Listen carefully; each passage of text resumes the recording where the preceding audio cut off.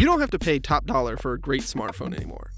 Lots of companies are selling really nice phones for hundreds of dollars less than the flagships from Apple and Samsung. No company has pushed this harder than OnePlus, and its OnePlus 2 might be the best smartphone deal you can get. The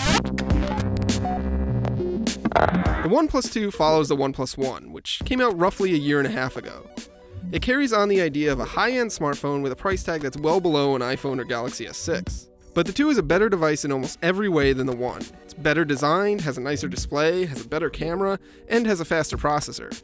And it's still really cheap. You can get one for as low as $329, though most people are probably going to want the $389 64GB model. Despite its price, the OnePlus 2 is a really well-built phone that can go toe-to-toe with most any full-price flagship. It's got a nice metal frame, clean lines, and is solid feeling, but not too heavy. The default back cover has a sandpaper-like finish that I really like. It reminds me a lot of the grip tape on a skateboard, and has a similar effect in keeping the large phone from slipping out of my hands. You can also swap that back for wooden design or other materials, and OnePlus is selling a handful of these for about $25 a pop. There's no getting around it though that the OnePlus 2 is a big phone. It's between the iPhone 6 and the 6 Plus and notably bigger than the Galaxy S6. It's big enough that I find it mostly uncomfortable to use in one hand, but not too big to fit in my pockets. That's largely thanks to its 5.5-inch 1080p display. It's considerably improved over its predecessor. It's the same size and resolution as before, but it's brighter, punchier, and has better viewing angles. Other phones may have more pixels, but I didn't really miss them here. There are 3 other things of note in the OnePlus 2's hardware. It's got a fingerprint scanner that acts as a home button and as a way to unlock your phone without a password. It's accurate, but it's not as quick or responsive as ones I've used on Samsung or Apple devices. There's also a cool hardware notification switch, which is kind of like the ringer switch on an iPhone. It's awesome, and maybe my favorite thing about the OnePlus 2. The last hardware curiosity is its USB Type-C port, which is the only way to actually charge the phone. The 2 comes with one USB Type-C cable, and OnePlus is selling extras for only $5. But there's a good chance you don't have any just lying around your house like you might with standard micro USB cables. You also won't be able to easily find replacements in a store if you're traveling or forget to pack one. These likely won't be problems in a year or so, but right now they're valid concerns and make using the OnePlus more annoying than it should be. Fortunately, the battery life on the OnePlus 2 is solid.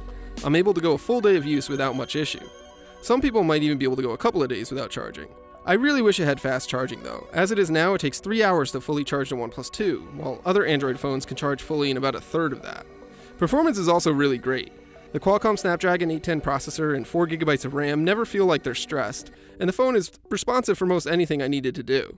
OnePlus software is also really light. It's a slightly modified version of standard Android 5.1 with a few minor tweaks, but it's mostly a stock experience. The 2's new camera is a 13-megapixel unit with optical image stabilization and laser-assisted autofocus.